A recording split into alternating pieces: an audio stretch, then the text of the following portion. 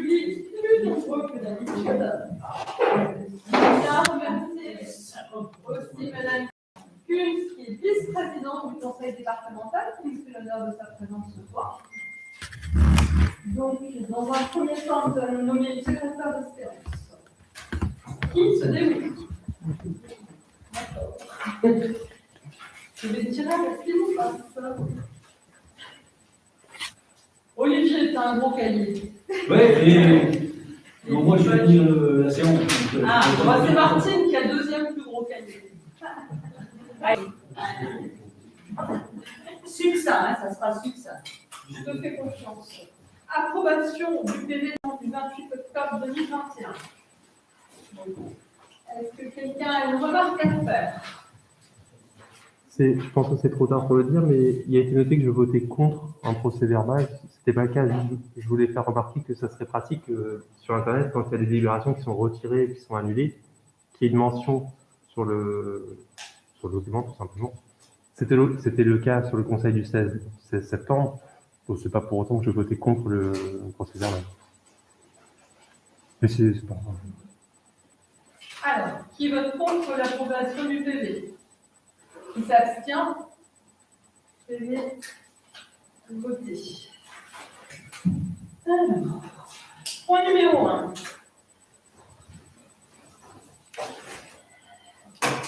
Harmonisation du temps de travail. Le maire informe l'ensemble des élus de l'impact de la loi de transformation de la fonction publique sur la durée légale du temps de travail des fonctionnaires territoriaux. L'article 47 de la loi de transformation de la fonction publique vient harmoniser la durée du temps de travail de l'ensemble des agents de la fonction publique territoriale, fonctionnaires, stagiaires, agents contractuels, en supprimant les régimes dérogatoires à la durée légale du temps de travail antérieure à la loi du 3 janvier 2001. Les collectivités et EPCI ayant maintenu ces régimes dérogatoires doivent redéfinir le temps de travail, les nouveaux cycles de travail conformes à la durée réglementaire du temps de travail fixé annuellement à 1607 heures effectives. Au moment du passage aux 35 heures, le législateur avait permis aux collectivités locales de pérenniser des régimes de temps de travail antérieurs plus favorables. Ce dispositif dérogatoire a eu pour conséquence de réduire le temps annuel de travail effectif réglementaire dans la fonction publique territoriale et de créer de fortes disparités entre collectivités locales. Afin de réduire ces disparités, le législateur, en vertu du premier de l'article 47 de la loi du 6 août 2019 de transformation de la fonction publique, a souhaité mettre fin au maintien des régimes de temps de travail antérieurs à la loi du 3 janvier 2001 en abrogeant l'alinéa 3 précité de l'article 7-1. Donc, je vous résume. En fait, à Coin-les-Tuileries, il n'y avait aucun régime dérogatoire qui avait été mis en place. Les agents travaillaient 1600 heures en temps annuel. Il y a donc nécessité aujourd'hui de délibérer pour acter officiellement de la mise en place de la journée de solidarité. Et pour que l'harmonisation du temps de travail soit effective, qu'elle soit bien à 1607 heures par an. Le cycle de travail peut donc être annualisé en fonction de l'emploi occupé, sans pour autant dépasser le quota de 1600 heures par an, ainsi que les limites quotidiennes, hebdomadaires et les modalités de repos et de pause fixées par arrêté ministériel. Les congés annuels sont pris entre le 1er janvier et le 31 décembre de l'année. La durée annuelle des congés est fixée à 5 fois les obligations hebdomadaires légales de travail. 2 jours supplémentaires peuvent être accordés au titre du fractionnement des congés dans l'année suivant les dispositions applicables. Par ailleurs, compte tenu des nécessités du service, le solde des congés annuels pourra être exceptionnellement reporté jusqu'au dernier jour du mois de février de l'année suivante. Tout congé non pris au-delà de cette échéance est réputé perdu sans pouvoir prétendre à une éventuelle indemnisation. Certaines autorisations d'absence peuvent toutefois être accordées aux agents en fonction des événements familiaux, mariage, vacances, etc. Il est donc proposé au conseil municipal d'accepter les modalités d'application de la durée légale du temps de travail et d'abroger la délibération antérieure du 14 décembre 2001. Est-ce que vous avez des questions? Non. Alors, Bon, on a eu du coup l'avis technique pour compléter. pardon, L'avis technique, du coup, on l'a eu entre temps. on a eu la date. Je l'ai eu au téléphone, elle m'a dit que c'était bon, mais j'ai pas de Ah non. version en papier, ils n'ont pas eu le temps de faire le courrier encore. Donc,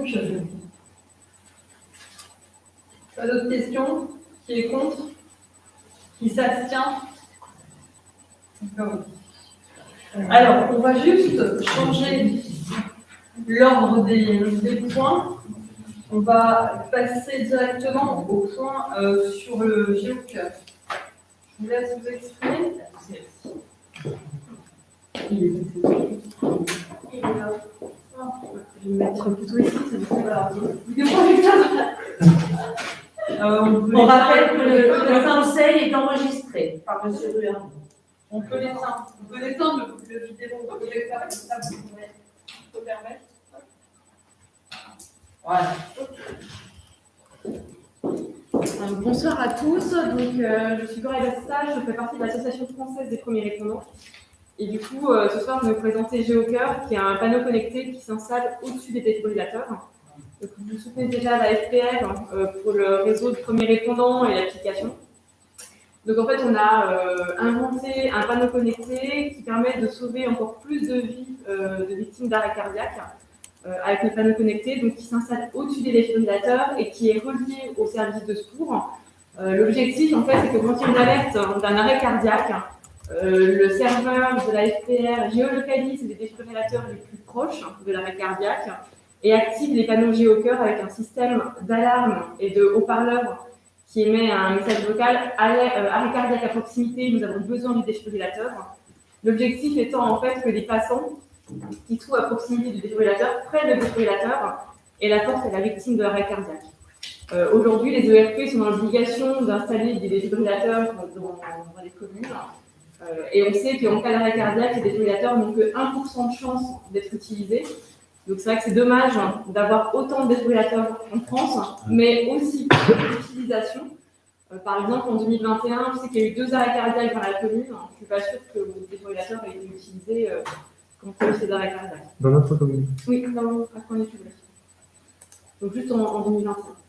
Voilà, donc l'objectif, c'est à la fois d'optimiser en fait le taux d'utilisation parce qu'on a de plus en plus de défibrillateurs partout, et puis de venir en complément de notre application et des premiers répondants, puisque pour utiliser un défibrillateur, on n'a pas besoin d'être formé, il n'y a pas besoin d'être secouriste de proximité, n'importe qui peut prendre le défibrillateur et l'apporter à la victime de l'arrêt cardiaque. Voilà. Donc on a commencé une expérimentation depuis le mois dernier, donc sur toute la Moselle. Les 100 premiers panneaux connectés sont offerts aux communes qui nous soutiennent. Donc, on souhaitait l'offrir à la commune de Coin-les-Curies. C'est pour ça qu'on a envoyé un courrier à Madame le maire pour avoir l'autorisation d'installer un panneau connecté et de pouvoir continuer l'expérimentation avec la commune. Vous pouvez nous dire combien nous avons de premiers répondants dans le village ou aux alentours immédiats? Alors, dans la commune, il y a un premier répondant. Sur Cuvry, on en a 2. Sur Cournois-la-Chétive, il y en a 3. Et à Fleury, il y en a 2. Sachant que sur la commune, lors des 2 arrêts cardiaques, les premiers répondants sont intervenus sur les 2 arrêts cardiaques. Donc on voit quand même que le système fonctionne. Alors, malheureusement, les victimes n'ont pas pu être sauvées, mais en tout cas, les premiers répondants sont intervenus. Ce qu'on nous a présenté le mois dernier en conseil, c'est que de toute façon, ça prévient, un système lumineux et messagerie, comme vous venez de le dire. Et si on scanne le QR code, on sait où se trouve la personne qui a fait l'arrêt cardiaque, c'est ça. En fait, il n'y a pas besoin d'être premier répondant, en fait. Non, pas du tout. Pas de temps, mais voilà. Et pas besoin d'avoir l'application non plus. En fait, juste avec votre appareil photo, vous flashez le QR code. Là, ça vous indique la distance à pied et en voiture de l'arrêt cardiaque. Ça ne vous donne pas tout de suite l'adresse. Et si vous acceptez d'intervenir, donc vous cliquez sur j'interviens, et là, effectivement, vous avez l'adresse qui s'affiche. Et puis, dans ce cas-là, le gyrophare arrête de clignoter. Et s'il y a d'autres défibrillateurs à proximité, les GeoCœur s'arrêtent aussi. D'accord. Et pour être premier Répondant, la formation, elle est. alors il faut être au minimum le PSC1, sa formation de base, hein, et après tous ceux qui sont SST, soignants dans le monde médical peuvent aussi être premiers répondants. Il faut télécharger l'application. Mais donc, il faut se déclarer. Pour être premier répondant, oui, il faut aller sur l'application, scanner la photo du diplôme, prendre une photo et puis l'insérer pour être premier répondant. Dans les deux cas qui sont arrivés sur la commune, ils ont eu affaire, et les personnes qui ont été touchées ont quand même eu affaire à des spécialistes. Parce que moi, je suis tout à fait entièrement pour, si vous voulez, le simulateur, mais c'est pas évident quand vous vous retrouvez, et je parle en connaissance de cause puisque je suis formateur et instructeur, c'est pas évident quand vous êtes en présence d'une personne qui se trouve en arrêt cardiaque, si vous voulez, même si on vous apporte l'appareil, il y a le stress, il y a tout un tas de choses. Et je pense qu'une formation initiale, c'est un minimum. Quand vous pensez que lorsqu'une personne fait un malaise, les gens n'ont même pas le réflexe simplement de le mettre en PLS qui pourrait sauver des situations. Alors imaginez-vous que quand quelqu'un se trouve en arrêt cardiaque, où la nécessité du bouche à bouche n'est plus enseignée maintenant, puisqu'on peut passer directement à la multiplication, c'est quand même pas évident. Non, c'est sûr que c'est pas facile. Faut quand même bien le dire, alors que je suis entièrement pour, et pour l'avoir fait à plusieurs reprises et être intervenu sur des personnes dans cette situation, il y a quand même le stress, il y a tout un tas d'éléments qui interviennent. Et c'est pour ça qu'on forme aussi énormément de personnes avec le projet citoyen. Alors, des gens au premier secours. On me répond toujours que tout est indiqué, ce qui est tout à fait vrai. Il suffit de mettre la part devant l'autre et puis on vous dit oui, et tout. Mais si vous ne l'avez pas vu dans une formation initiale, moi je dis que c'est pas évident. C'est pas évident. Et d'ailleurs, on intervient dans les communes. Je ne sais pas si ça a déjà été fait à Foin, mais on fait des initiations au massage cardiaque pour le public. Où effectivement, on apprend le massage cardiaque, mais on montre aussi comment servir d'un défibrillateur. Parce que ce n'est pas quelque chose d'inné, effectivement. Donc, si ça n'a pas encore eu dans les communes, c'est quelque chose qu'on peut imaginer. Bah, de toute façon, c'est toujours bien de relancer une session. Ça serait bien de faire les formations. Si on prend simplement la bonne position des mains, si vous voulez, pour éviter de casser les côtes, pour éviter de tout un tas de choses, hein, ce qui est. On vient avec les mannequins et puis on fait pendant Voilà. une heure Moi, je pense de l'initiation c'est ce qu'il matérielle. faut, hein, parce qu'il ne s'agit pas de masser, vous en avez qui vont masser, ils sont carrément sur le nombril. Hein. Oui, mais ils ne savent pas que c'est. Voilà. Il faut bien savoir où ça se trouve et comment positionner. Voilà, c'est quelque chose qu'on peut mettre en place en complément de tout ce qui est déjà. Tout ce qui existe déjà. Donc, le principe, vous offrez le panneau. Qu'est-ce qu'il faut comme branchement? Comment ça se passe? Une armoire électrique, hein, mais en principe, on se rebranche à un armoire électrique que le défibrillateur, puisqu'on a installé juste au-dessus. Et après, pour que ça communique avec le serveur, il nous faut soit un réseau Wi-Fi, soit une carte 4G. Donc, alors c'est le défibrillateur qui est juste à l'entrée. Donc, je pense que vous captez le Wi-Fi depuis l'extérieur. Après, il faut tester. Je pense, oui. Enfin, de toute façon, on va passer à la fibre. D'accord, on a le Wi-Fi. Un Wi-Fi stable, simplement, pas un Wi-Fi qui change de récipient tout le temps pour que le réseau reste connecté. Et sinon, à défaut, une carte 4G. Mais c'est tout ce dont on a besoin pour l'installation du boîtier. D'accord. Et c'est un boîtier qui a une durée de vie. Il a été conçu pour résister aux intempéries, tout en vrai. Il a une durée de vie de 5-6 ans sans problème. D'accord. Et après, à l'achat, ça coûte combien ce genre de. Alors, on a quelques problématiques actuellement parce que, comme vous savez, on est dans une pénurie actuellement de tout ce qui est matériel électronique, plus électronique. Donc, on voulait tabler sur un prix de vente de 400 €, mais aujourd'hui, avec la pénurie, l'achat de matières premières a augmenté et on est plutôt sur 600 € le boîtier. D'accord. Sachant que nous, c'est pas du tout de marge, hein, puisqu'on est une association, donc l'objectif, c'est juste de rentabiliser notre investissement et de payer les salaires de nos salariés.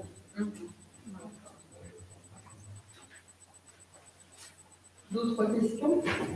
Monsieur Dame? La formation, si on veut une formation, faut qu'on passe par vous, par la Croix-Rouge, Alors, pour avoir une formation, là, on a ce qu'on appelle le projet citoyen, qui est en lien avec la communauté de communes, donc nous, c'est Metz Métropole, qui n'a pas encore adhéré au projet citoyen. Néanmoins, on peut quand même venir faire de l'initiation au massage cardiaque. Là, on ne parle pas de formation, mais vraiment de l'initiation au massage cardiaque et l'utilisation du DAE. Donc ça n'a pas de coût, c'est nous qui vont à la commune. Par contre, si vous voulez vraiment former les gens, là, il faut passer par un organisme de protection civile. on avait fait le 10. Oui. Mais je pense que s'il y a déjà une initiation à l'utilisation, c'est déjà une bonne chose. Et c'est une séance c'est plusieurs séances, une séance d'une heure. C'est une séance d'une heure. Avec un nombre de candidats limité à combien?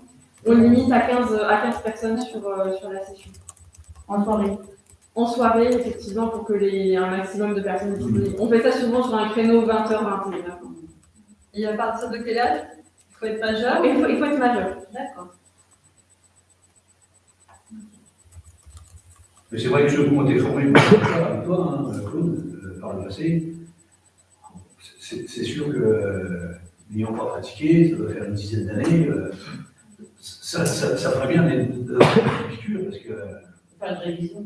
De toute façon, il faut. Ouais. Oui, tout à fait. Non, mais je pense déjà tous ceux qui ont suivi cette formation, je ne sais pas combien t'en as formé dans le village par le passé. On a formé pendant c'était le PSCR, alors une formation sur l'ensemble des gestes élémentaires, je peux dire, de secourisme et autres. Mais là, ça serait forcément sur le massage cardiaque, je crois. Au moins 40, 50 personnes. Ah oui, on en a formé, Mais c'est toujours la même, il y a une formation, là, les formations sont bien. Lorsqu'on se trouve dans des situations, que ce soit hémorragique, que ce soit arrêt cardiaque, ou simplement le malaise, où la personne est là sans réagir, combien de fois on voit où le réflexe de mettre quelqu'un sur le côté n'est pas tout de suite exploité. Alors imaginez lorsqu'il s'agit de masser, on va déjà rechercher le signe élémentaire de l'arrêt cardiaque qui n'est pas forcément évident. Vous avez des gens qui commencent à masser tout de suite parce qu'on leur a dit il faut masser alors qu'il n'y avait pas mieux. Voilà, c'est ça. Il faut quand même avoir, moi je pense, quelque chose. Je suis tout à fait pour toute la publicité qui se fait. Et d'ailleurs, je pourrais même parler, je dirais, sous l'égide du docteur Califé, avec qui on a fait des formations, on a fait tout un tas de formations, on est tout à fait d'accord là-dessus, puisque moi je suis même intervenu sous son couvert dans certaines choses, notamment sportives et autres. Alors, Dr Califé soutient totalement la FPR, et comme il est premier adjoint à la mairie de Metz, alors pour l'instant, le projet citoyen n'a pas été voté au niveau de Metz Métropole, mais Dr Califé se bat pour que ça passe et que toutes les communes puissent bénéficier des formations. Très bien, je pense qu'on a bien compris, c'est-à-dire être équipé sans être initié, ce serait dommage. Il faut aller au bout de la démarche. Bah oui, Voilà. pour la formation. Ah oui, moi je pense qu'il faut une initiation, Alors tout ce qu'on entend, moi je suis tout à fait pour, il faut vraiment répondre à tout, mais il faut une initiation. Parce que dans tous les cas, même je dirais pour des professionnels, même pour un sapeur-pompier, même moi qui enseigne et tout, quand vous retrouvez quelqu'un en présence d'une personne qui se trouve en arrêt cardiaque, je vous assure, c'est pas évident. Moi je l'ai fait pour un voisin, je dirais tout, c'est pas sûr. Bien sûr, il faut bien positionner, il ne s'agit pas de masser n'importe comment non plus, parce que l'efficacité est là. Donc je pense que la position des mains, c'est déjà une chose. Lorsque l'on fait cette compression, on peut imaginer faire les deux, se dire, en plus, en termes de communication pour la commune, voilà, on installe un panneau. Voilà. Et sachez que je suis passé à côté qui sonne, c'est qu'il faut apporter le défibrillateur. Et en même temps, on vous initie au massage cardiaque et à l'utilisation du défibrillateur. Moi, je trouve que c'est un projet remarquable. Comment elle s'appelle l'application? L'application, elle s'appelle comment? AFPR API. Et on invite tous ceux qui sont SST, notamment, à se mettre. Tout à fait, en fait, toutes les personnes qui ont à minima le PSC. Ah oui, à minima. Oui. Après, tous ceux qui ont d'autres diplômes peuvent. PSC, AFPS. Comment? AFPS, l'ancien. Oui, c'est ça, l'ancien nom.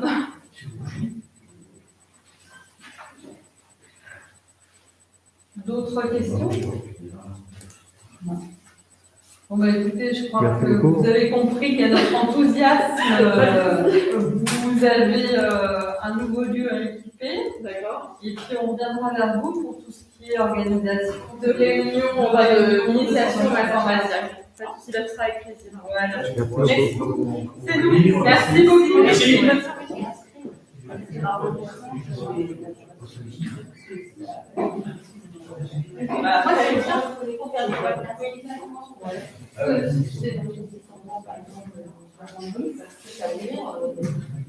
Alors, je vais reprendre le cours du conseil.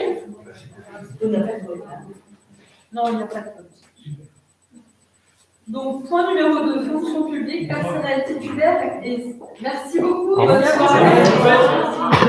Personnel titulaire et stagiaire de la FPT, création de poste. Le maire informe les élus que conformément à l'article 34 de la loi du 26 janvier 1984, les emplois de chaque collectivité sont créés par l'organe délibérant de la collectivité ou de l'établissement. Il appartient donc au conseil municipal de fixer l'effectif des emplois nécessaires au fonctionnement des services. Le maire rappelle à l'Assemblée municipale que la proposition ci-dessous fait suite à la demande de promotion interne par l'actuel agent des écoles maternelles et animatrice du pays scolaire. Donc en fait, il s'agit de passer Mme Nathalie Schneider à un poste d'agent de maîtrise pour occuper ses fonctions d'ACEL et d'animatrice périscolaire à compter du 1er janvier 2022. Qui a besoin de précisions supplémentaires? On peut passer au vote. Qui vote contre? Qui s'abstient?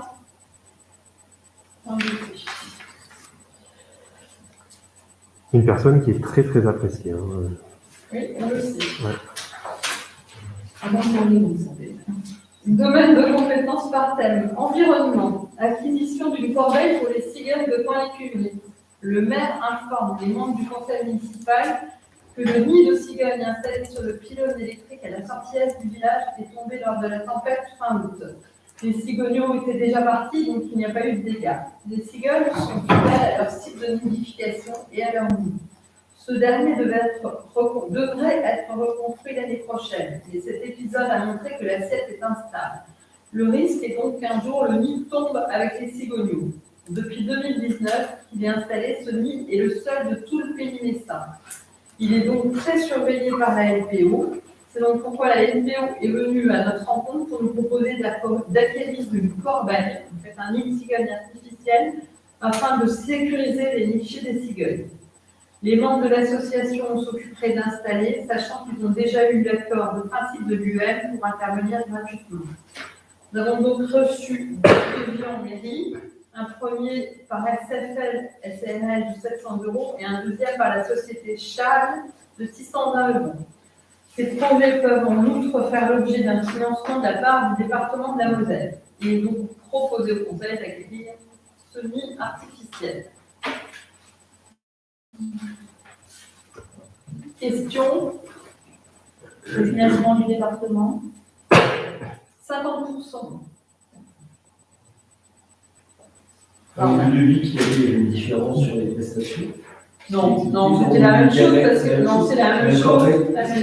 C'est exactement la même chose. C'est un espèce de plat qui a été validé. Voilà. Pardon? Il y a 80 € d'écart. Non, il y a 80 € d'écart. Il y aura beaucoup de chance. Bah oui. Parce que la critique du patrimoine, c'était dommage de son privé. La mairie, il fait un tour avec les enfants. C'est chouette. Il faut... Pas la mairie qui a fait un tour avec les enfants. Pas l'école, pardon, l'école. Oui. Voilà. Et sans doute à faire rapidement, parce que je suppose qu'ils doivent commencer à venir vers février ou mars. Non, la corbeille n'est pas livrée avant, je crois, janvier. Enfin, il y avait un délai. Oui, mais c'est-à-dire il faut que ce soit fait pour le printemps, quoi. Mais la LPO, s'en occupe. La LPO s'en occupe. Donc, nous, on n'a pas à gérer, on a juste à donner les subventions. Voilà. Donc il faut choisir le devis. Il faut choisir le devis.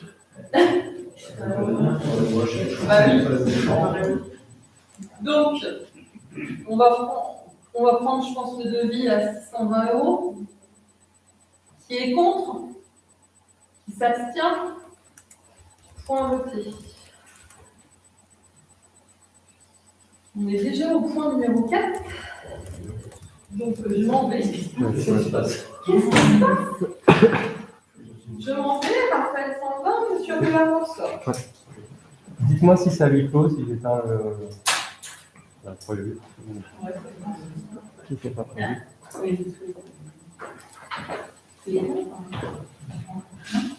Non, si c'est pas un clos, peut-être pour les gens.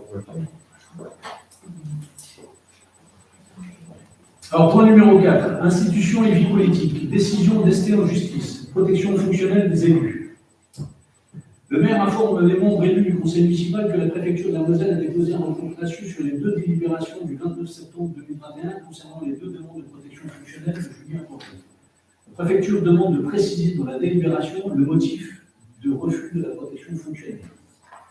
Il est donc proposé à l'Assemblée municipale de redélibérer sur la demande de protection fonctionnelle de Julien Roland concernant les groupes tenus lors du conseil municipal du 25 février 2021 pour lequel il s'est constitué victime d'une diffamation. On parlait de demandeur.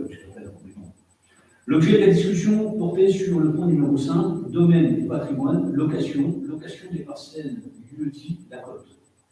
En cas de refus, il sera donc nécessaire de motiver la décision. Il a rappelé que la commune est tenue de protéger le maire et les élus, ainsi que les agents contre les violences, menaces ou outrages dont ils pourraient être victimes à l'occasion ou du fait de leur fonction, et de réparer, le cas échéant, le préjudice qui en est résulté. Ces dispositions permettent de protéger les élus, mais également leurs familles, y compris lorsqu'elles sont victimes de diffamation. De même, la commune est tenue d'accorder à son maire la protection fonctionnelle lorsque celui-ci fait l'objet de poursuites pénales à l'occasion de faits qui n'ont pas le caractère de faute détachable de l'exercice de ses fonctions. Article L 2123-34 du CGCT. Cette protection est accordée par délibération du conseil municipal. À noter que l'article L 2123-35 du CGCT relatif à la protection fonctionnelle ne concerne pas tous les élus. En effet, la loi vise le maire ainsi que l'élu municipal ou le suppléant, ce qui recouvre les adjoints et les conseillers municipaux qui ont reçu une délégation. Toutefois, le Conseil d'État est rendu l'obligation d'accorder la protection fonctionnelle à tous les agents publics, quel que soit leur mode d'accès à leurs fonctions. Par analogie, l'ensemble des élus locaux pourraient donc être éligibles à la protection fonctionnelle, à la condition toutefois d'être mis en cause dans cette qualité d'élu. Autrement dit, si ce sont le plus souvent les membres de l'exécutif qui sont concernés, il est possible aux membres de l'Assemblée de bénéficier de la protection. Cette protection consiste principalement à prendre en charge les frais d'avocat des élus. Savoir que les communes sont obligées de souscrire, dans un contrat d'assurance, une garantie visant à couvrir le conseil juridique, l'assistance psychologique et les coûts qui résultent de l'obligation de protection à l'égard du maire et des élus ayant reçu de délégation. Dans les communes de moins de 3500 habitants, le montant payé par la commune au titre de cette souscription fait l'objet d'une compensation par l'État en fonction d'un barème fixé par le décret numéro 2020-1072 du 18 août 2020. Comme pour la précédente demande, notre assureur Groupama peut prendre en charge les frais liés à cette affaire au titre du contrat de responsabilité civile et protection juridique des élus. Déduction faite d'une franchise. Proposition. Vu le recours gracieux porté par M. Julien Roland reçu par courrier le 25 novembre 2021. Vu le recours gracieux reçu le 25 novembre 2021 porté par le contrôle de légalité expliquant que l'objet du refus doit être formulé dans la délibération. Il est proposé au conseil municipal, premier point, de retirer la décision numéro 1, institution et vie politique, décision d'ester en justice, protection fonctionnelle des élus du 29 septembre 2021. Ensuite, d'accorder ou non la protection fonctionnelle de M. Julien Roland pour les motifs suivants. Donc, premier point qui nous est proposé, c'est de retirer la décision que nous avions prise. Nous n'avions pas suffisamment justifié décision qui faisait suite à une première décision que nous avions prise sur laquelle nous avions justifié notre position et qui avait fait l'objet d'un recours gracieux de Julien Roland. Donc la deuxième fois, on avait également voté contre, on n'avait pas suffisamment motivé, d'où un second recours. Donc premier point, je propose au vote de retirer la décision numéro 1, institution et vie politique, décision d'ester en justice, protection fonctionnelle des élus, du 29 septembre 2021. Qui est contre le fait de retirer cette décision? Qui s'abstient?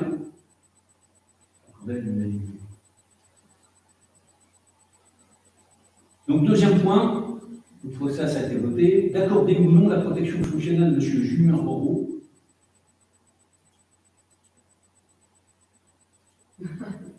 Bon, moi je vais redire ce que j'avais dit à l'époque, où j'avais lu ce que Julien écrivait dans le recours qu'il a fait auprès du tribunal administratif pour faire annuler la décision que nous avons prise au mois de juillet d'accorder notamment à Raphaël Lemoyne la protection fonctionnelle. Donc je lis ce qu'il a écrit dans son mémoire. Alors, je rappelle que la discussion, c'est au cours du 25 février, la réunion du conseil municipal du 25 février, on parlait de la location des parcelles. Et on a parlé justement de sa demande de subvention. C'est dans ce cadre-là que Julien dit, vous m'avez diffamé. Excuse-moi, dans ce cadre-là, il intervenait bien en tant que particulier locataire, en tant qu'élu locataire. Voilà. Bien ça. C'est pas des locataires. Voilà, c'est un particulier qui loue une parcelle. Moi, je reprends ce qu'il écrit. Tout d'abord, ma demande de location de parcelle remonte à novembre 2019. Bien avant que l'UNIS commence à être constituée, et je n'étais pas élu dans le précédent mandat. Ma demande a d'abord été examinée en point d'information du conseil municipal du 18 novembre 2019, avant qu'il ne soit décidé à l'unanimité de la location de 2 parcelles au conseil municipal du 2 mars 2020, auquel je n'étais donc pas présent. Lorsque j'ai déposé mon dossier de subvention à la région Grand Est, le 31 mars 2020, je n'étais pas encore entré en fonction. Donc, il n'est pas élu. Là, on parle d'un particulier. La discussion porte sur cette demande de subvention. Et là, il demande à bénéficier de la protection fonctionnelle en tant qu'élu. Alors que là, le point est clair. Ça n'a rien à voir avec la location. C'est un particulier. Donc,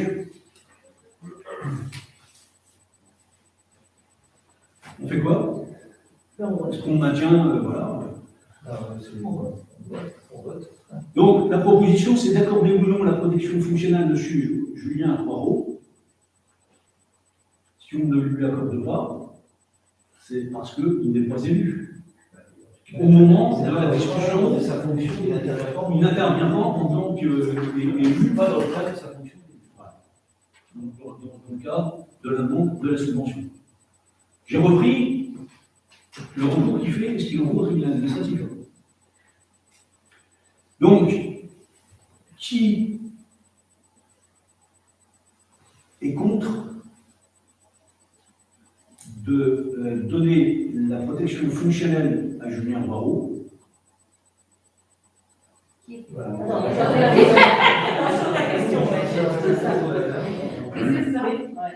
Qui est contre de donner la protection fonctionnelle à Julien Poirot?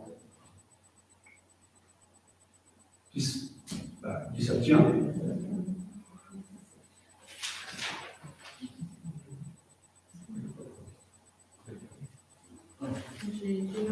C'est voté.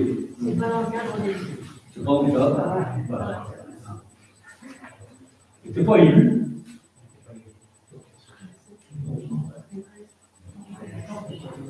Le motif sera suffisant pour la préfecture? Il a servi, je vous l'avais dit la première fois, mais bon, voilà. On peut rappeler. Ah oui, mais là, c'est le point suivant. Le point suivant. Voilà.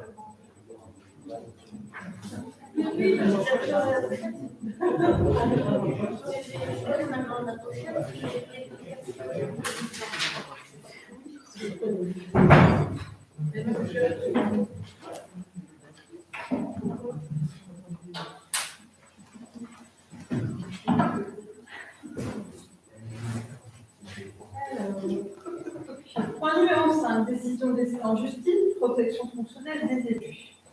Le maire informe les membres élus du conseil municipal que la préfecture de la Moselle a déposé un recours gracieux sur les 2 délibérations du 29 septembre 2021 concernant les 2 demandes de protection fonctionnelle de Julien Poirot.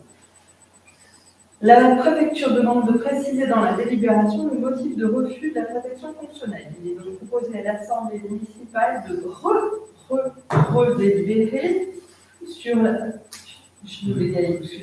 la demande de protection fonctionnelle de Julien Poirot concernant la citation directe à comparaître pour diffamation et complicité de diffamation déposée à son encontre par la société Claude Saint-Michel. En cas de refus, il sera donc nécessaire de motiver la décision. Alors, je ne fais pas très grâce de la commune est tenue, etc. Pardon? Ah ben, je peux. Fais-le. Oui, Non, non, Ouais, fais-le, on sait jamais. il est rappelé que la commune est tenue de protéger le maire et les élus, ainsi que les agents contre les violences, menaces ou outrages dont ils pourraient être victimes à l'occasion ou du fait de leur fonction, et de réparer, le cas échéant, le préjudice qui en est résulté. Ces dispositions permettent de protéger les élus, mais également leurs familles, y compris lorsqu'elles sont victimes de diffamation. De même, la commune est tenue d'accorder à son maire la protection fonctionnelle lorsque celui-ci fait l'objet de poursuites pénales à l'occasion de faits qui n'ont pas le caractère de faute détageable de l'exercice de ses fonctions. Cette protection est accordée par délibération du conseil municipal. À noter que l'article L 2123-35 du Code général du CGCT relatif à la protection fonctionnelle ne concerne pas tous les élus. En effet, la loi vise le maire ainsi que l'élu municipal ou le suppléant, ce qui recouvre les adjoints et conseillers municipaux ayant reçu une délégation. Toutefois, le Conseil d'État a étendu l'obligation d'accorder la protection fonctionnelle à tous les agents publics, quel que soit leur mode d'accès à leurs fonctions. Par analogie, l'ensemble des élus locaux pourraient donc être éligibles à la protection fonctionnelle, à la condition toutefois d'être mis en cause dans cette qualité. Autrement dit, si ce sont le plus souvent les membres de l'exécutif qui sont concernés, il est possible aux membres de l'Assemblée de bénéficier de la protection. Cette protection consiste principalement à prendre en charge les frais d'avocat des élus. À savoir que les communes sont obligées de souscrire dans un contrat d'assurance une garantie visant à couvrir le conseil juridique, l'assistance psychologique et les coûts qui résultent de l'obligation de protection à l'égard du maire et des élus ayant reçu délégation. Dans les communes de moins de 3500 habitants, le montant payé par la commune au titre de cette souscription fait l'objet d'une compensation par l'État en fonction d'un barème fixé par le décret 20-1072 du 18 août 2020. Il est donc proposé au conseil municipal de retirer la décision numéro 2, institution et vie politique, décision d'ester en justice, protection fonctionnelle des élus du 29 septembre 2020. Et d'accorder ou non la protection fonctionnelle à M. Julien Buarou pour les motifs suivants. Qui a envie de dire quelque chose? Jean-Claude, je sens que tu brûles d'envie de t'exprimer. Toujours dans le même cadre d'une intervention qui est plutôt dans le cadre au départ d'un administré, et comme tout en tant qu'élu, ça n'a jamais été le cas dans les débats. Donc voilà, moi, je reste sur la même position que précédemment. C'est-à-dire que je considère que c'est une initiative personnelle et pas une initiative d'un élu. Voilà pourquoi je préconise qu'on n'accorde pas la protection fonctionnelle à M. Julien Buarou. Oui, parce que le tract ne vient pas d'une demande On a un tract d'une qui est élection du conseil municipal. un tract à titre personnel qui m'a impacté. Quelqu'un d'autre a envie de s'exprimer? Bon, on passe au vote.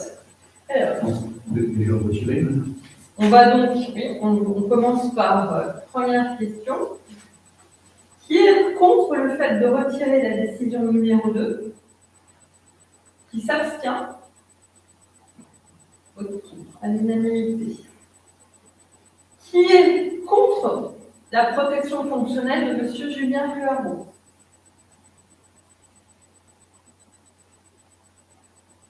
Et donc le motif, on est bien d'accord, c'est qu'il n'a pas à agir en tant qu'élu, mais de son propre chef, en tant que monsieur Julien Buarou. Non, je pense que c'est bon. David, si tu veux faire partie. Le physionomiste. Vérifie le pass. Oui. Ouais. Je pense que c'est. Ah ouais.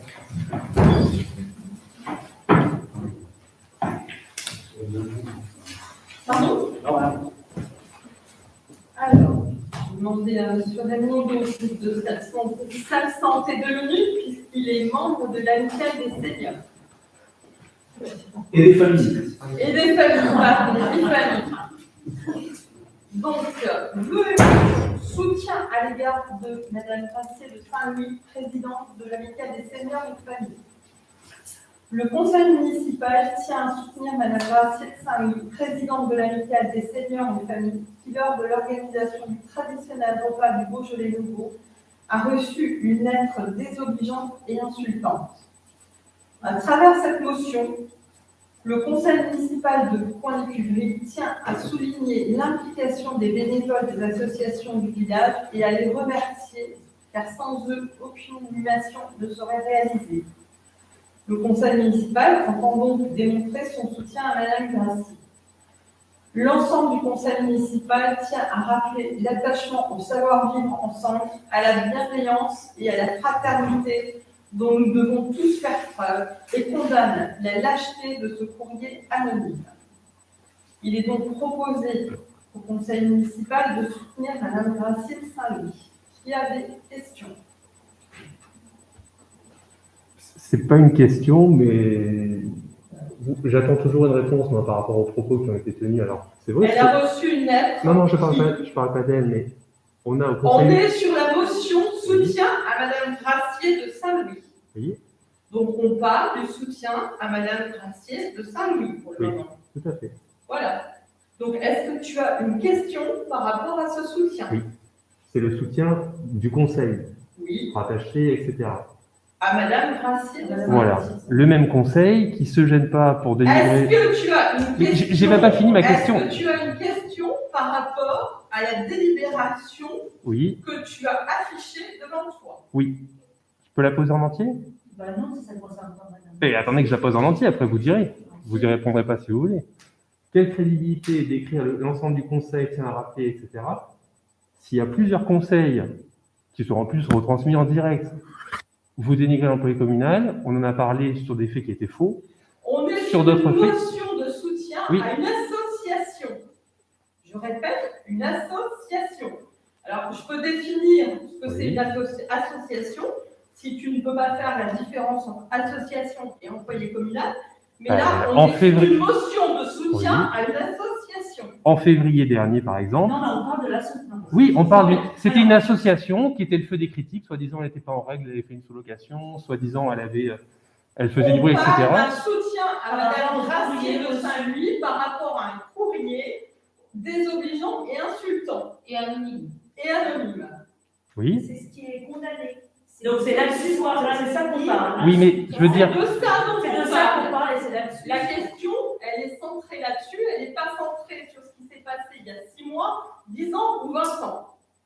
Donc la question, c'est le soutien à l'association de Madame Gracier de Saint-Louis par rapport à un courrier anonyme et insultant. On vote, si monsieur. Voilà. Mais attendez, j'ai pas fait. Mais vous me coupez. Vous me coupez dans ce que j'ai fait. Moi, je vois un lien évident. On parle de courrier quand la mairie envoie des courriers tout à fait, encore plus bien plus graves que ce qui a été fait là. Je pense au courrier qui a été adressé à la région Grand Est, par exemple. Non, mais là, non, on se perd là. Mais non, on se perd pas. Mais Hors sujet. Hors sujet. Ben non, désolé. Hors sujet.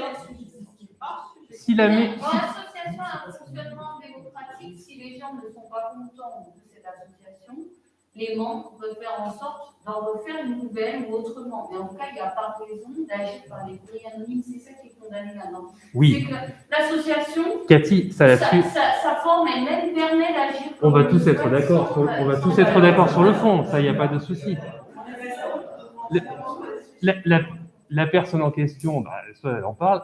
Manifestement, elle connaît bien l'association. Donc, si c'est un adhérent, bah, il n'a qu'à, je sais pas, participer au bureau et faire changer. Comme tu dis. C'est une lettre anonyme. C'est une lettre anonyme.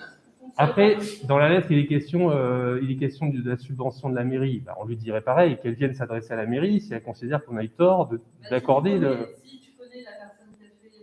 Non, je ne la connais pas. On lui parlera. Mais moi, je trouve que, par principe, que notre mairie, qui fait tellement de choses contraires à ce principe. On a entendu ce que tu as eu à dire. Voilà, merci. Qui est contre la motion de soutien? Qui s'abstient? Votez pour. David, encore une fois, je vais te demander d'aller faire les portiers. Ah oui, ça, on va l'oublier. Point numéro 7, autre domaine de compétence, approbation du rapport annuel 2020 de Metz Métropole. Madame le maire précise que le rapport annuel 2020 de Metz Métropole est consultable sur le site internet de l'Eurométropole de Metz. Donc vous avez pu en prendre connaissance avant d'arriver ce soir, puisque ça fait une semaine qu'on vous a envoyé tous les documents. Il est donc proposé au Conseil d'approuver le rapport 2020 de Metz Métropole. Questions? Pas de questions? On passe au vote. Donc, qui est contre l'approbation du rapport 2020? Qui s'abstient? Approuvé. Et bien voilà, on avance. Donc, point d'information. David, tu veux nous parler de la commission crèche? Oui, alors elle a avancé il y a très très longtemps. On avance, il y a des candidates qui sont présentées. Il est prévu fin janvier, la les dates là-dessus, d'auditer chacune des candidates de manière plus, par exemple 20 minutes, 30 minutes, on verra un timing, leur projet, et puis on va venir mettre à la question un petit peu sur les questions un peu plus financières, crédibilité, etc. Ça, c'est prévu deuxième quinzaine de janvier, donc on essaie d'avancer assez vite sur le printemps sur une décision du candidat. Combien de dossiers vous prenez? Nous en avons 5. Et c'est des professionnels qui ont l'habitude des crèches. Oui. Ou des chefs d'entreprise. Chefs d'entreprise, oui. Oui, il y en a deux, je crois, 2 ou 3 qui ont déjà, qui possèdent déjà une structure. Si on sait les alternants dans la crèche à côté. Et alors, Il Il y a des potentiels. y a même un projet où il prévoit dans les mêmes locaux, ses parents, de faire 2 mini-crèches. On définira les détails dans après l'audit, on fait vraiment faire le choix de travail. mais alors du coup, est-ce que c'est tout le local qui est utilisé? On a tranché entre crèche, micro-crèche, est-ce que c'était les 195 mètres carrés? Dans la commission crèche, on soumettra les choses avant de chaque chose dans son temps. Mais là, il devait se positionner sur quelle surface? Chaque chose dans son temps, on n'a pas audité les candidats. Oui, mais ils ont candidaté. Sur certaines questions. Ils ont candidaté en sachant la surface à laquelle ils avaient droit, non? Ah, pour nous. Pour les 195. Les 195. C'est une fonction de ce qu'elle propose, après on retiendra les. Il y en a qui sont pour une base de 140 mètres, il y en a qui sont pour une base de la totalité. Ah oui, on leur dit on va présenter les choses maintenant, c'est pas rentrer dans les détails, parce que- Oui, on leur dit, voilà, vous avez maximum 195, vous pouvez prendre en moins. Et comme ça, on voit, nous, si on l'affecte à autre chose. C'est ça l'idée. Voilà. Ah, Ok, alors, nous avons reçu en mairie un courrier que je vous lis parce que vous avez le droit d'en être informé. Donc, c'est une réponse visiblement qui a été faite à M. Ruaro par rapport à des questions qu'il a posées à la préfecture. Donc, je vais vous lire le courrier. Monsieur, par courrier du 10 octobre 2021, réceptionné le 13 octobre 2021, vous appelez mon attention sur une situation de possible conflit d'intérêts au sein du conseil municipal de Point-l'Écurie. c'est un courrier qui m'est adressé, c'est ça? À monsieur Julien Ruaro, conseiller municipal, 83 rue principale, c'est pas moi qui ai mis l'adresse, hein, c'est la préfecture. Copie à madame le maire de Ah, d'accord, je crois que vous avez reçu un courrier que vous n'avez pas compris. Vous êtes en copie d'un courrier que. On est en copie. Oui, tout à fait. Donc, j'ai le droit de le lire à tout le monde, que tout le monde soit informé de ce que répond la préfecture aux demandes de monsieur Ruaro. Oui. Alors, sur une situation de possible conflit d'intérêts au sein du conseil municipal de Point-l'Écurie, sur le permis de construire accordé au projet immobilier Clos Saint-Michel et sur un refus d'accéder à des documents administratifs qui vous est opposé par le maire. S'agissant de la possible situation de conflit d'intérêts, l'attention de la mairie a été appelée sur la possible situation de conflit d'intérêts de M. Régis Gauthier, premier adjoint au maire et par ailleurs notaire à Nancy. M. Gauthier a pris la décision de ne pas intervenir en tant que notaire dans les projets immobiliers de la commune. La situation de cet élu est donc clarifiée. S'agissant du refus d'accéder à certains documents, Vous indiquez avoir sollicité certains documents auprès de la commune et avoir été obligé de saisir la commission d'accès aux documents administratifs, laquelle a rendu des avis favorables à leur communication. Vous indiquez que la commune ne vous aurait toutefois communiqué aucun des documents sollicités. Je ne peux que vous préciser qu'il vous est loisible de saisir spécifiquement le juge administratif de ce refus de communication. Vous précisez que ces pièces seraient utiles dans le cadre de la requête en annulation que vous avez déjà déposée auprès de ce dernier et qui est dirigée contre des délibérations et un arrêté de permis de construire.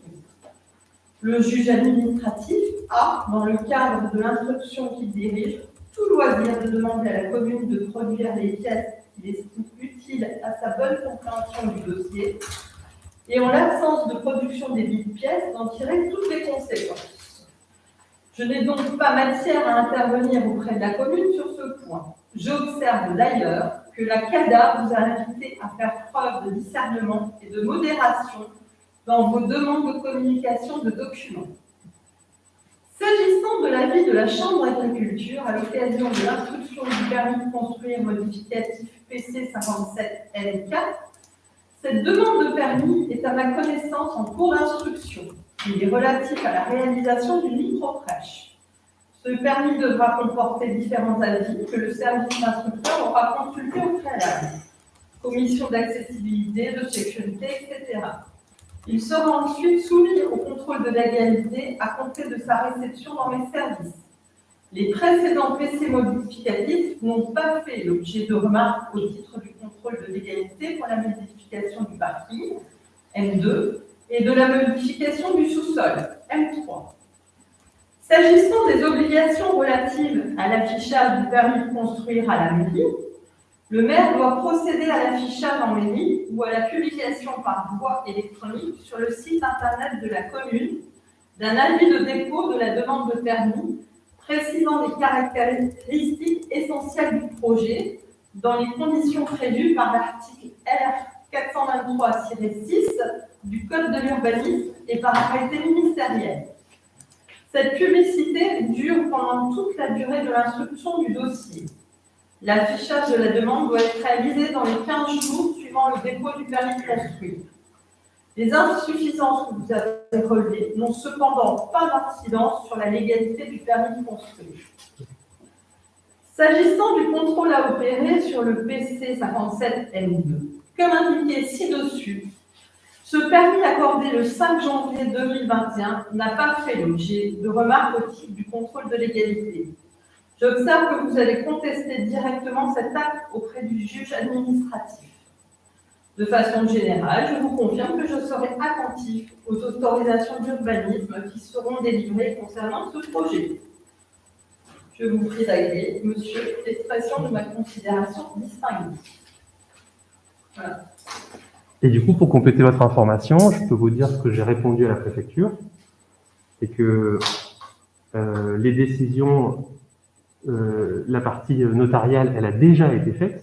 Donc moi, ce qui m'interpelle, c'est que Régis puisse être encore dans la commission travaux quand elle statue sur le local lié à l'immeuble. Et la même chose d'ailleurs pour Sébastien. Concernant les documents... Pourquoi Sébastien ? Ben, je ne sais pas, mais si sa femme est candidate... Je ne sais pas. Est-ce que tu sais si on a reçu... Est-ce que tu sais... Ben, je ne sais pas, mais quand il en parle, c'est ambigu. Une candidature de Madame Thierry. Vous m'envoyez aucun mail, comment vous voulez que je sache? Parce que tu vas concerner, tu fais pas partie de la commission de crèche. Après, tu as été élu à la commission, tu as démissionné vite après. Ouais. Oui. Pourquoi tu t'inquiètes à l'avance si tu ne sais pas? C'est prévention du conflit d'intérêts, c'est très très important. Si on ne veut pas que la procédure soit invalidée, c'est très très important de s'en inquiéter. Si vous le savez, bon, alors, visiblement, alors, de toute façon, même oui. Les réponses de la préfecture ne te conviennent pas. Donc, attends, maintenant, je ne sais pas. Alors, je sais pas. Il va peut-être falloir que tu écrives à M. Macron. Et encore, je ne suis pas sûre que même s'il te répond, tu sois d'accord avec lui. Alors, je continue. Le deuxième point, c'est les documents. Et effectivement, j'ai un recours, sauf que le recours, il me considère et comme la CADA, et en fait, vous m'avez mal renseigné. Quand je vous ai demandé les documents en tant qu'élu, Vous m'avez répondu de solliciter la CADA. Et du coup, le recours que j'ai, il est en tant que particulier, et c'est exactement la réponse de la CADA. Donc la CADA trouve qu'en tant que particulier, j'en demande beaucoup. Mais sauf que mes demandes, c'était bien c'était en tant qu'élu municipal. Du coup, c'est pas les mêmes réglementations. Un élu municipal n'a pas plus de droits Bah, bien sûr que qu'un si. citoyen quelconque. Bien sûr que si. C'est un article du CGCT qui dit qu'on a accès à tous les documents qui font l'objet d'une délibération. Qui font l'objet, pas qui feront, Oui, ont fait, qui font l'objet. d'une Tout à fait. délibération. Tout à fait. Ils font l'objet. Et je vais quand même pas. Ben oui. Et quand je parle quand je demande l'acte de vente, la promesse de vente, ça a été délibéré. Ça a été délibéré en 2017. Donc, elle fait pas l'objet d'une délibération à laquelle tu assistes et où on te demande ton avis. Ah, vous interprétez ça comme que pour le conseil qui va venir. Non, mais c'est pas du tout ça l'interprétation. Pas du tout. Évidemment, en tant que conseiller municipal, je suis censé accéder à des fonds de dossier. Évidemment. Et quand j'ai demandé accès aux documents liés au local de crèche, auquel on devait délibérer en avril, vous ne m'avez pas donné le fond de dossier de la délibération. De toute façon, le problème va être réglé puisqu'on est devant le TA et que le juge Mais non. du TA va donner sa décision. Le TA, il va répondre par rapport à ma demande en tant que particulier. Donc, je vais être obligé de refaire une demande en tant qu'élu. C'est bien comme ça. Ben voilà, comme ça, le fonctionnement démocratique ne marche plus. Je vais aller au tribunal administratif pour demander à pouvoir lire le classeur des délibérations. Ça fait depuis l'été dernier. Et ça donne quoi au tribunal administratif? Mais ça, je ne l'ai pas mis. Mais quelle honte! Qu'est-ce qui s'est passé au tribunal administratif à Strasbourg? Ah, ben merci de me donner l'occasion. Donc, la mairie a payé un avocat qui devait produire un mémoire en défense en juillet, qu'il a envoyé. Mais si, qu'est-ce qui s'est passé? Donc, la juge a dit, Madame l'avocate, c'était le 6 décembre, vous m'avez envoyé le 2 décembre le mémoire, qu'elle n'a même pas eu le temps de m'envoyer. Du coup, moi, je n'ai pas vu les arguments de la mairie. C'est tout le processus qui a invalidé. Et après, en séance, donc devant la juge, ce qui est quand même, c'est payé par l'argent public quand même, cet avocat a prétendu à plusieurs reprises que la secrétaire de mairie m'avait déjà donné accès à tous les documents, qu'elle passait des journées entières à me répondre. Et je vous en passe. Parce que comme tu étais présent, tu dois savoir ce que le rapporteur a conclu. Il a conclu quoi? Il a conclu que tout l'argumentaire que j'avais développé en tant qu'élu était, alors je ne sais plus le terme, mais c'était pas recevable parce que, en fait. Alors je te dis, monsieur le rapporteur public a conclu au rejet de la requête, au fond, par des conclusions très lapidaires, par lequel il estime que le fondement juridique évoqué par le requérant est erroné. Donc le rapporteur public a rejeté ta requête déjà.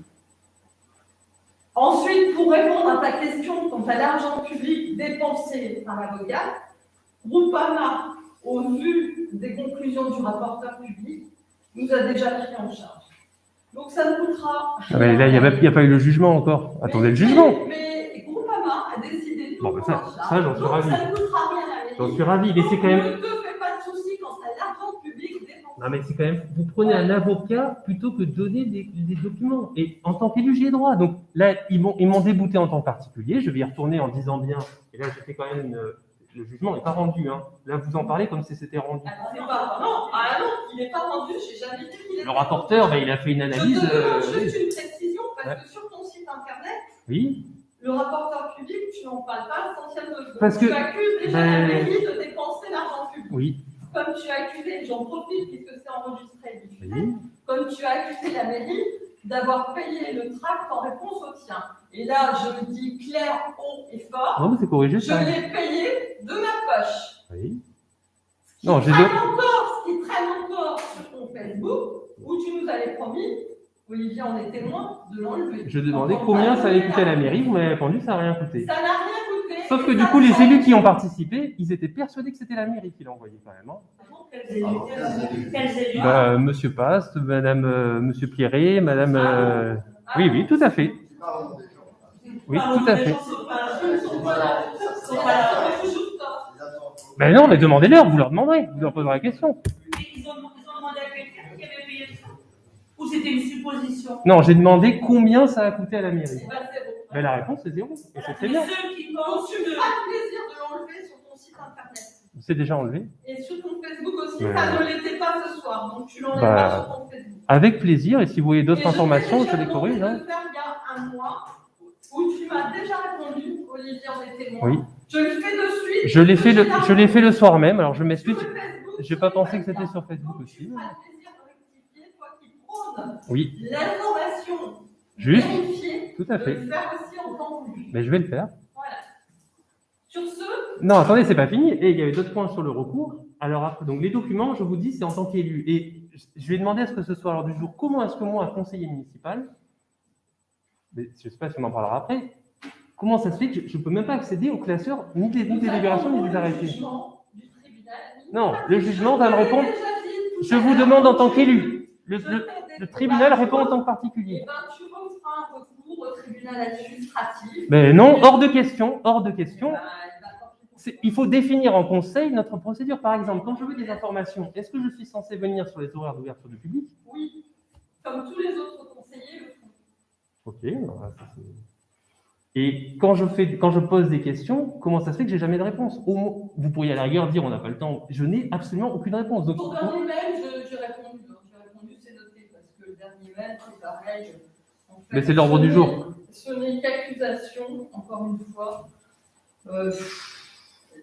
Non mais attendez, c'est vous qui écrivez. Vous me demandez même pas mon avis. Par exemple, l'histoire des locations. D'ailleurs, je l'ai eu, ma subvention, je l'ai eu. Vous m'avez jamais rien demandé. Vous avez fait un conseil, n'importe quoi sur moi. Vous envoyez tout ça à la région Grand Est quasiment le lendemain.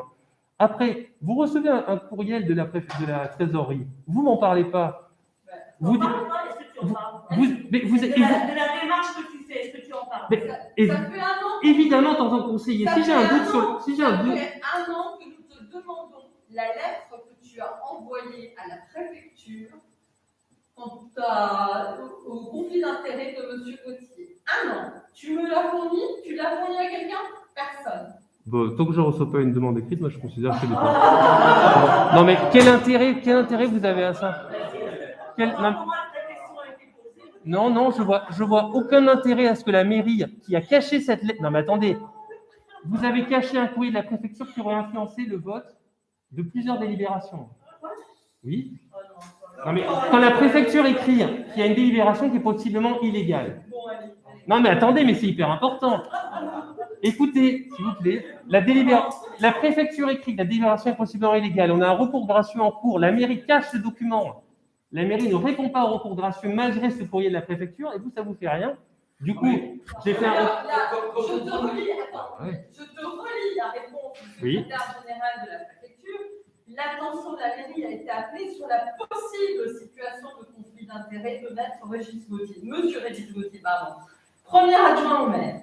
Oui. Monsieur Gauthier a pris la décision de ne pas intervenir en tant que notaire dans les projets immobiliers de la commune. La situation de Madame le maire, clarifiée. qui a signé l'acte de vente? Qui a signé l'acte de vente? Qu'est-ce que tu n'as pas compris? La préfecture pense, la réponse qui a été faite et qui va quelque part, la préfecture a écrit à la mairie, et c'est juste Régis qui répond. La mairie ne répond pas à la préfecture. Et dans la réponse, il est dit que non, il n'y a pas eu de participation au processus décisionnel et qu'il n'y aura pas de participation à la crèche. Fort bien. Et ça sera plus le cas aussi pour les reventes des appartements. Mais l'acte de vente, il a été signé. Qui c'est qui l'a signé, l'acte de vente? Donc, dès lors, tout ce qui a trait, tout ce qui est du suivi de l'opération, si Régis l'a fait en tant que notaire, tout le suivi de l'opération côté mairie, ça ne peut plus être Régis. Donc, la commission de travaux, quand elle se réunit sur ce bâtiment, c'est forcément sans le notaire de l'opération. C'est ça que je demande. La commission de travaux, elle ne s'est pas réunie encore. Ben si, elle s'est réunie en septembre avec la commission crèche.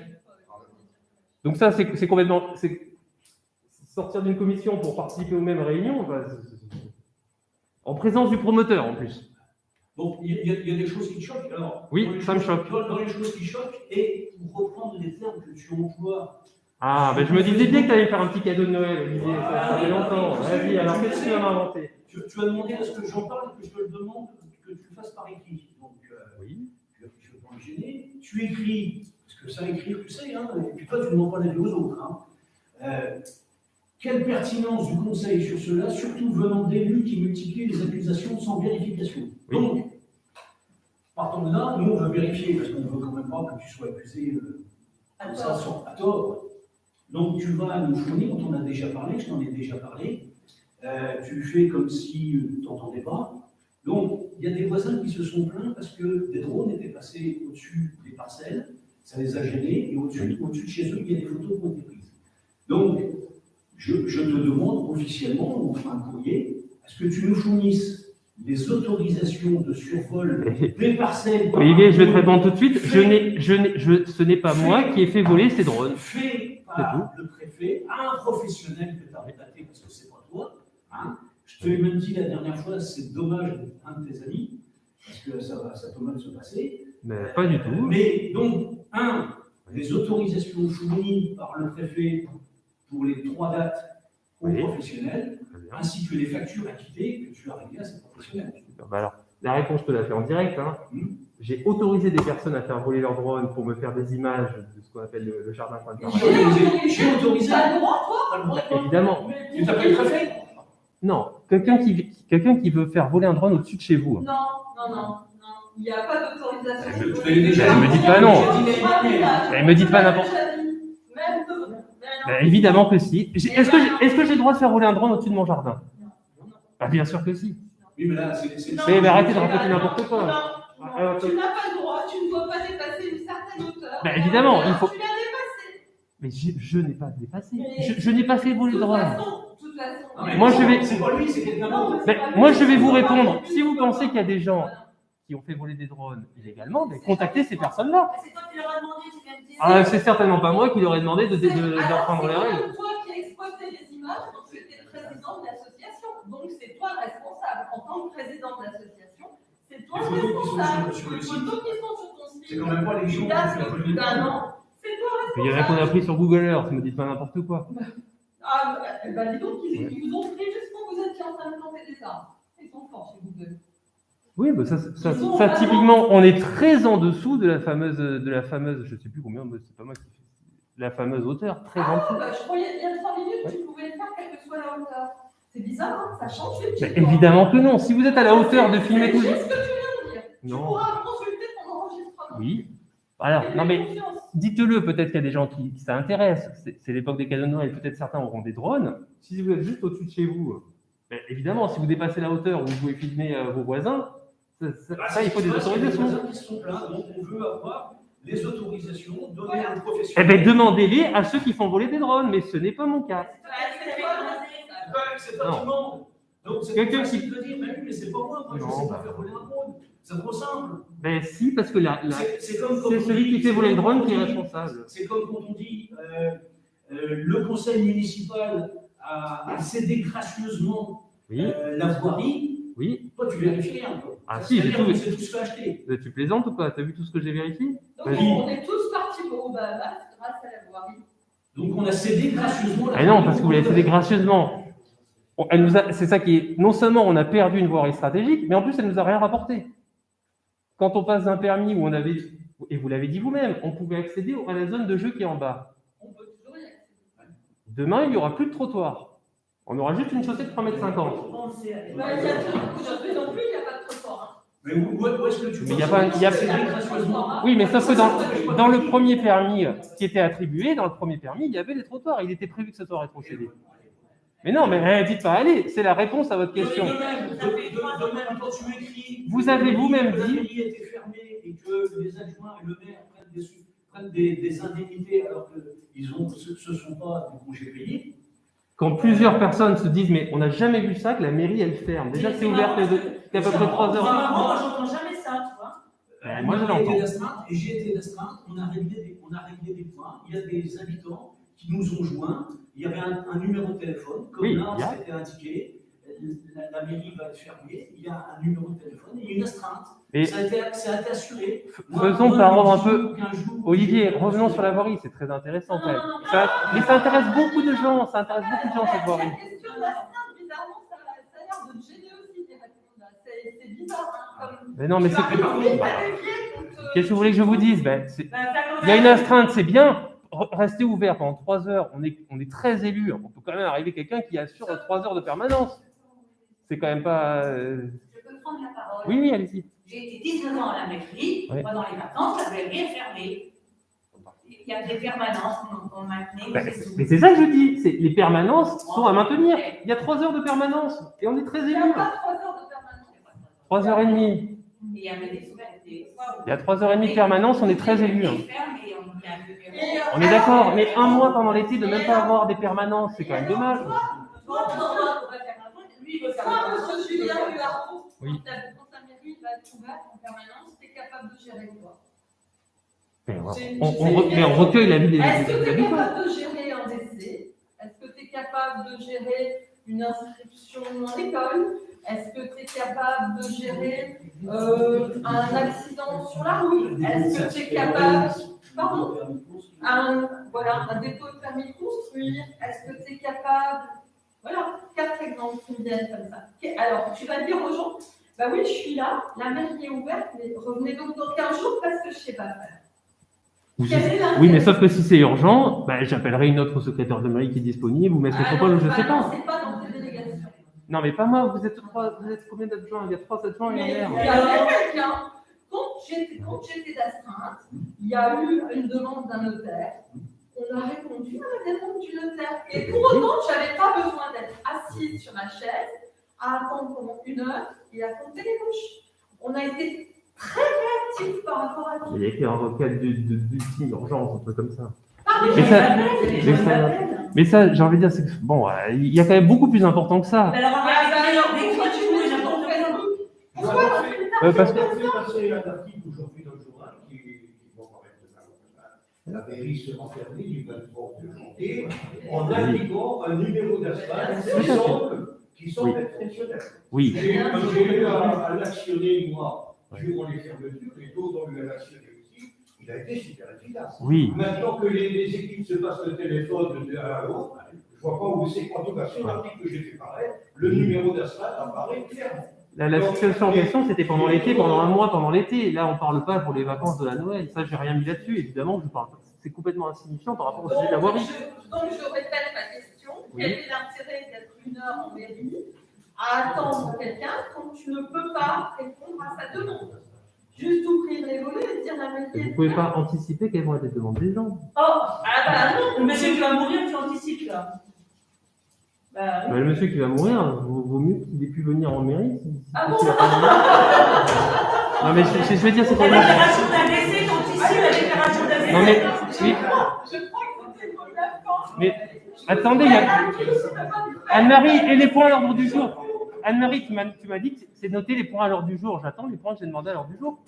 Je n'ai pas dit que j'avais noté tes points à l'ordre du jour. J'ai dit c'est noté, point. Alors, tes points. Ah, bah bravo. Répondu. Et alors, comment je fais pour avoir des réponses à mes questions, du coup? Alors, l'arrêt des travaux de l'immeuble. Bah, Oui. écoute, je te donne le numéro de M. Colanelli, tu te renseignes chez lui parce que c'est pas moi le promoteur, c'est pas moi la responsable des travaux. Donc, je vais dire à tous les habitants qui se posent des questions, je leur donne le numéro et je leur dis d'appeler. Non, mais est-ce que tu Qu'est-ce qui se pose comme question? Bah, je sais pas, pourquoi Alors, ça avance pas? Pourquoi ça avance pas et quand est-ce que ça sera fini? Ouais, tu peux dire que. tu peux leur dire que Il y a des vendredi, mondes la rue a tourné et tout le matériel qui était entreposé au fond a été avancé au nord du tout. Donc, vendredi, ça a bossé. Et la fin des travaux? Ah, bah, je pense que même le promoteur, il ne connaît pas la date. Mais vous rigolez, mais Il y a eu des recours là. Il y a eu des recours. on va acheter un local. On a quand même le droit de savoir quand est-ce qu'il serait livré. C'est pas une question d'erreur. Moi, j'ai fait un recours sur la voirie, pas sur le. Alors, Ouais, si, sur le local aussi. En fait. les fuites d'eau, ça a été géré par Agalis, c'est en fait les eaux souterraines. Ouais. Donc Agalis est intervenu et s'est reversé dans les égouts pluviaux, donc il n'y a pas de souci. Super. Le panneau d'affichage, il est là, il est acheté seulement si tu réfléchissais un peu, tu te doutes bien que c'est pas en plein hiver pour une dalle, et qu'avec un panneau de cette hauteur, il faut au moins descendre à 50 ou 80 cm pour que la portance au vent ne soit pas trop grande. Donc dès qu'on pourra faire une dalle, nous ferons une dalle, le panneau sera affiché. Super. Ok. Les choix concernant le local à racheter. Alors tu es perplexe. Ben, ça, vous m'avez répondu déjà. Tu as l'air d'être très perplexe sur beaucoup de choses. Ah ben, il y a un permis qui est déposé pour une crèche. Il y a un permis qui est déposé pour une crèche de 195 mètres carrés. Et en même temps, on n'a jamais délivré. Est-ce que tu as lu la feuille en entier? Non, tu n'as pas lu la feuille, le plan en entier. Il y a juste marqué Les mesures ou les données, comment c'est marqué, ou ne sont non contractuelles. C'est marqué comme ça, c'est large du comme coup, ça, mais tu l'as pas vu. Et le permis, il est basé sur, vous allez valider un plan où il n'y a rien de contractuel? Mais c'est pas le plan, c'est un exemple. Il n'est pas contractuel le plan. Oui, mais c'est l'idée. C'est l'idée, moi je ne comprends pas qu'on est censé. Vous nous avez vendu le fait d'acheter, de doubler le budget de l'opération parce qu'un local plus grand permettrait peut-être d'accueillir un local associatif, des choses comme ça. Et là maintenant, tout est parti pour être aménagé en une crèche. Alors qu'en même temps, on demande aux candidats autre chose. On n'a pas décidé encore. Bah, C'est-à-dire qu'on avait plusieurs projets. Mais comment ça se fait que le permis est déjà déposé? Non, Le permis est déjà déposé? Le permis de l'ensemble du local, pas le permis intérieur. Ben oui. Il faut bien qu'on dépose un permis pour dire que c'est une crèche, pour l'accessibilité, pour les PMR, des choses comme ça. Tu es obligé de spécifier que c'est une crèche, une micro-crèche. Pour autant, on n'a pas dit si elle ferait 140 ou 190 mètres carrés. Mais à l'origine, quand tu déposes un permis pour une crèche, ce n'est pas les mêmes conditions que quand tu déposes un permis pour un appartement. Si, désolé, c'est écrit local de crèche. Bah oui, c'est bien, c'est ce que je te dis. C'est exactement ce que je te dis. Local crèche, c'est le permis qu'il faut déposer. C'est exactement ce que je viens de te dire. Maintenant, je peux te le répéter encore dans une autre langue pour que tu arrives à comprendre. C'est exactement ce que je viens de dire. Un local qui fait micro-crèche plus association, c'est pas la même chose. Ensuite, dans le cas du fonctionnement interne, on y a répondu. Non, non, si. Désolé. Si. Qu'est-ce que je. Donc, votre réponse, c'est si je veux accéder en tant qu'élu à des documents, il faut que je ressollicite le tribunal administratif et on verra la réponse du tribunal administratif, y compris pour accéder au classeur, ce fameux classeur, le document le plus public qui soit, au classeur des délibérations. C'est ça votre réponse? Oui, allez. Toi, ton problème, c'est que. J'ai aucune info. C'est ça mon problème. J'ai aucune info. Entre des conseils, on n'a rien. On t'a déjà expliqué que dès qu'on te donne des infos ou dès qu'on te donne un chiffre, tu contestes et tu reportes si déjà c'est vrai. Hein, si on a menti, etc. Donc, mais qu'est-ce que je peux constater? Un document, il est expédié. Là, par exemple, on a un débat sur la voirie. Moi, je voudrais. Tu as un débat avec toi-même sur la voirie. Oui. On n'a pas de débat sur la voirie. Alors, en tout cas, il y a un recours. Il y a un recours sur la voirie. Je voudrais accéder à la promesse de vente pour voir si les mentions de la. Parce que ce que je précise une chose, j'ai demandé du temps, Madame Plus, de votre temps, la fameuse délibération qui acte le principe de la vente, etc., où M. Gauthier mentionne le fait qu'il faudra faire une rétrocession. Tous les élus que j'ai demandé, les quelques élus que j'ai pu retrouver de ce temps-là, je pense à M. Chartier notamment, m'ont dit évidemment, cette voirie, il était promis qu'elle soit rétrocédée, comme tous les autres lotissements qu'on a fait, comme la pommerie. On la vend au promoteur, on la récupère après, c'était le permis initial, il y a une chaussée, il y a des trottoirs, tous les parkings étaient au sous-sol. Mais c'est fondant devant le tribunal. Tu attends la décision du tribunal, tu as attaqué le permis. Il y a un S métropole qui répond, oui. Tu attends la décision. Après, si tu n'es pas d'accord avec ce que le juge va dire, tu iras pour le Conseil d'État.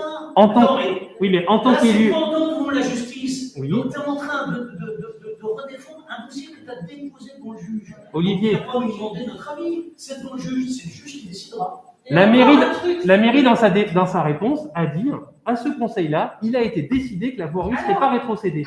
Je voudrais consulter la promesse de vente pour voir ce qui est écrit dedans. Tu m'excuseras, mais je vais encore être plus cru avec toi. Tu as vraiment un problème de lecture, puisque dans ton mémoire, tous ces papiers y figurent. La délibération sur laquelle il y a marqué. Oui, la délibération, je l'ai.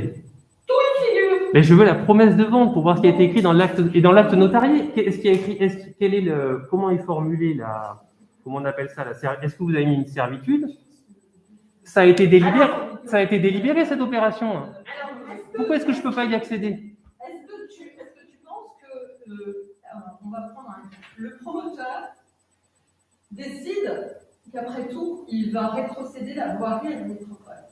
Au départ, il dit OK. C'est vraiment c'est pas comme ça que ça s'est passé, mais ça, le promoteur dit OK, je vais rétrocéder la voirie à la métropole. La métropole, pour accepter la rétrocession, elle arrive avec un cahier des charges. Oui, c'est une convention tripartite avec la commune. Des tuyaux, des armoires électriques bien définies. J'ai le modèle de convention tripartite avec la commune. Et là, puisqu'elle n'a pas été signée, le promoteur était libre, lui, de rétrocéder sa voirie à la métropole. Et là, la métropole arrive avec un cahier des charges disant voilà, les canalisations doivent être dans telle matière, doivent faire tel diamètre, les armoires électriques là, etc. le promoteur se rend compte que ça va lui coûter X milliers d'euros en plus. Il n'a aucune obligation de dire bah, ok, je le fais. Ben, sauf si dans la promesse de vente, il y a eu un engagement en rétrocession. C'est ce que je voudrais dire. Peut-être qu'il n'y en a pas, mais comme dit Olivier, comme je croirais quand je lirai la promesse de vente, je verrai si c'était prévu ou pas. Eh ben, écoute, C'est aussi simple que ça. Écoute, Si vous voulez lever les doutes, s'il n'y a rien à cacher dans le document. Je pense que tu as bien entamé l'affaire au TA. On va donc attendre la décision du TA. Et puis, on verra bien.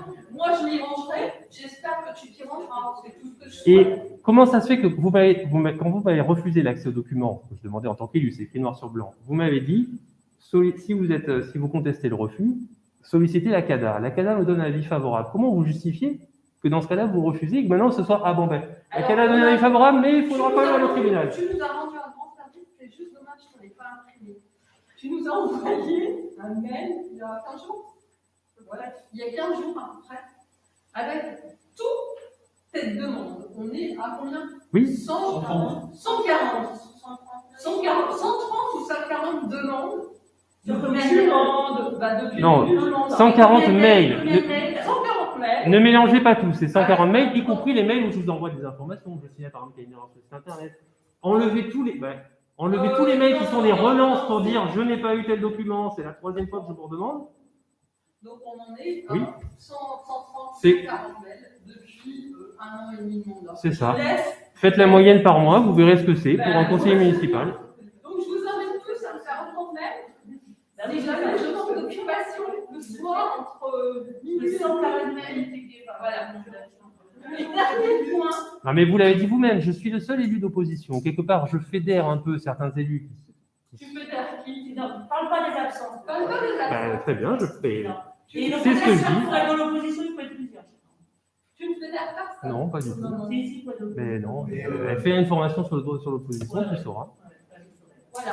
Donc, je pense que cette fois-ci, je Et- vais lever la séance. Mais non, mais vous me dites, il y a trop de mails. Je vais lever la séance. Madame le maire, Je souhaite à tous- Combien de mails un conseiller a droit de faire? Mais c'est trop facile de dire ça.